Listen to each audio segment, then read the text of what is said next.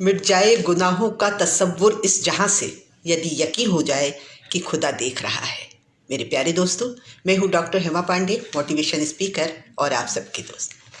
आज बात करते हैं कि यदि हमने भगवान राम को नमन किया है, उन्हें याद किया है, उनका मंदिर बनवाया है, उन्हें वापस लाए हैं, या उन पर हमारी आस्था है, तो हमें उनके आदर्शों को भी अपनाना चाहिए।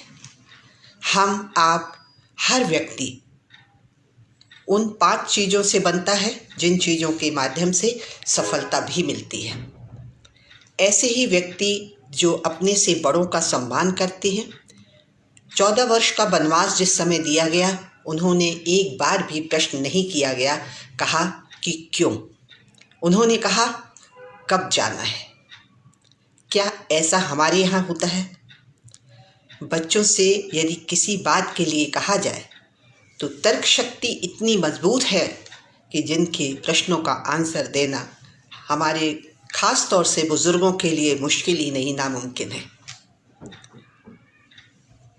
सबसे बड़ी चीज़ है कि कैरियर, सेहत, परिवार और सारी मैनेजमेंट यानी व्यवस्था, सारी चीज़ें होने के बाद भी भगवान राम ने वो सिरोधार्य किया और वो वनवास गए।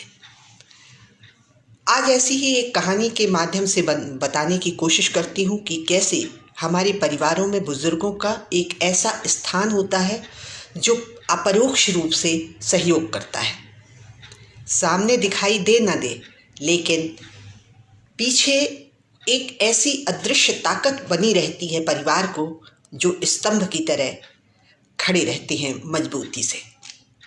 उस मजबूती का एहसास शायद हम लोग ना कर सकें, लेकिन समाज अच्छे से करता है, क्योंकि ना तो वो भावुक होते हैं, जिंदगी की तमाम झंझावातों को झेलते हुए उनका अनुभव इतना परिपक्व हो जाता है कि वो हर चीज़ को बहुत सोच समझ के अपने अनुभवों से ही करते हैं।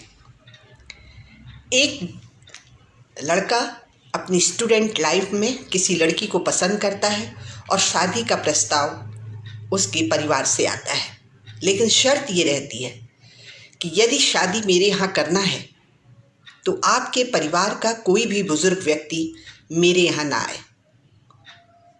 दरअसल लड़की के पिता भी इस बात को अनुभव करना चाहते थे कि क्या इनके परिवार में बुजुर्गों का सपोर्ट है या नहीं है। जब ये बात लड़कों के द्वारा बताया गया बुजुर्गों को कि आपको नहीं आना है बारात में, तो स्थिति बहुत ही गंभीर हो गई। परिवार में तर्क वितर्क चलने लगे और अंततः निर्णय ये हुआ कि चलो ठीक है, बहू तो घर पर ही आएगी, बच्चे की खुशी के लिए हम इसके लिए तैयार हैं। और बारात रवाना होने लगती है। लेकिन जैसे ही बारात जाने लगती है, एक बुजुर्ग व्यक्ति जो गांव में रिश्ते में नाना लगता था, वो गाड़ी के आगे लेट जाता है, कहता है मैं किसी भी कीमत पर साथ में जाऊंगा ही जाऊंगा। लोगों ने उसे बहुत समझाया कि जब माता पिता में से कोई नहीं जा रहा है, जो रिश्तेदार उनके हैं वो नहीं जा रहे हैं, तो आप जाने की जिद क्यों कर रहे हैं। लेकिन वो बिल्कुल भी मानने को तैयार नहीं हुआ। गांव का सबसे वृद्ध व्यक्ति था, इसलिए उन्होंने फैसला किया कि अगर नहीं मानता है तो बारात ऊंट से जा रही थी, राजस्थान जा रही थी, तो फिर फैसला ये हुआ कि चलो ठीक है, हम इन्हें ले जाते हैं, ऊंट के पलीछे में उनको छिपा देंगे और बारात रवाना हो जाती है। दोस्तों, बारात तो रवाना हो गई और वो व्यक्ति भी ऊंट के पलीछे में छुपा हुआ था सामान के साथ। जब बारात गांव के बाहर के पहुंची तो बाहर एक नदी बह रही थी। वहां पर एक व्यक्ति इंतजार कर रहा था। उन्होंने कहा आपके रुकने की व्यवस्था कर दी गई है, लेकिन पहले एक शर्त पूरी करना होगी। ये बड़ी अजीबोगरीब स्थिति थी, क्योंकि शर्त दर शर्त मानना युवा पीढ़ी के लिए भी मुश्किल होता जा रहा था।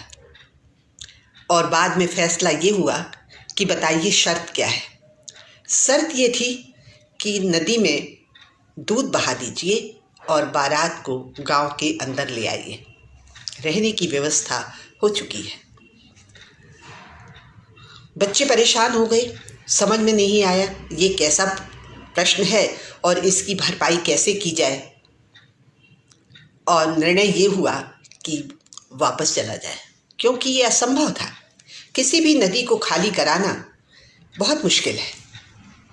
और जैसे ही बारात वापस जाने लगी, किसी ने कहा कि भाई उस नाना की दम क्यों घोंटा जा रहा है, उसे निकाल लो, क्योंकि अब तो वैसे भी बारात वापस जा रही है। अब उन्हें पता चल भी जाएगा तो क्या फ़र्क पड़ेगा। अब नाना को निकाला जाता है ऊँट के पलीचे से, तो नाना कहते हैं क्या हुआ, शादी का कार्यक्रम शुरू हो रहा है। उन्होंने कहा नहीं, क्योंकि लड़के वालों की तरफ से ये कहा गया है कि नदी में दूध बहाया जाए। नाना ने कहा इतनी छोटी सी बात पर बारात वापस ले जा रहे हो। बच्चे एकदम चौंक गए। बारात में जितनी युवा पीढ़ी थी कहने लगी नाना कैसी बात कर रहे हो, क्या नदी में दूध बहाया जा सकता है। उन्होंने कहा ये पैगाम कौन लाया है, उसे मेरे पास लाओ। अब जो जनाती पक्ष था उसमें से एक व्यक्ति जो पैगाम लेके आया था वो नाना के पास आता है। नाना के पूछते हैं उससे कि भैया क्या पैगाम लाए हो। बोले नदी जो बह रही है उसमें आप दूध बहा दीजिए, शादी की तैयारी पूरी है और अंदर आ जाइए, रहने की सारी व्यवस्था हो चुकी है। तो उन्होंने कहा कि अरे बहुत अच्छी बात तुमने कहा, तुम नदी खाली करा दो, दूध बहा देंगे हम फौरन। पैगाम लेके वो चला जाता है। लड़की का पिता सोचता है निश्चित कोई ना कोई तो इसमें वृद्ध व्यक्ति है, क्योंकि नई पीढ़ी को इतना दिमाग कहाँ। और बाद में जब ये बात लड़की के पिता ने कहा कि निश्चित कोई बुजुर्ग व्यक्ति आया है, उसको सामने लाओ, हम उसका सम्मान करना चाहते हैं और हम आजमाना चाहते थे कि क्या कोई बुजुर्ग है, क्या युवा पीढ़ी बुजुर्गों का सम्मान करती है, और इस तरह से उनकी शादी हो जाती है। दोस्तों, बुजुर्गों की अपनी एक अहमियत होती है। हमारे यहाँ वर्षों से बुजुर्गों को ही सब घर के बाहर का कमरा दिया जाता था। समय बदला, परिस्थितियाँ बदली, सोच बदली, तो आज उनका कमरा पीछे चला गया है।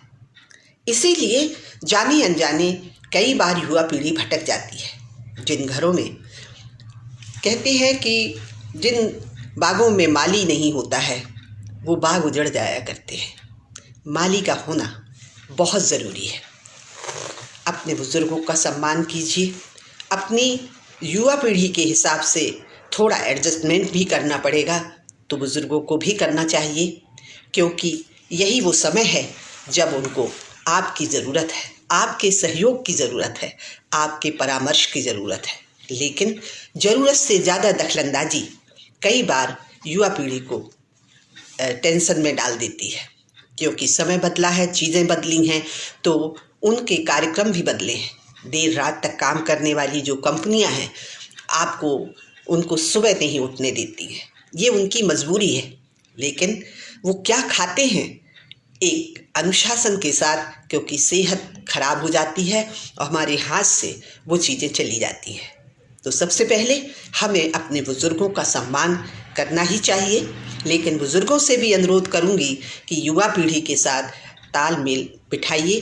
अगर उनके साथ आप दौड़ नहीं सकते हैं तो तेज चाल तो चल ही सकते हैं। थोड़ा अपने आप में बदलाव लाइए और उनके अनुरूप भी थोड़ा सा, उनके सपनों के अनुरूप भी थोड़ा सा चलने की कोशिश कीजिए। ये जब दोनों एक साथ होंगे तो परिवार की सुख, शांति और समृद्धि को कोई रोक नहीं सकता है। जय हिंद, जय भारत, नमस्कार।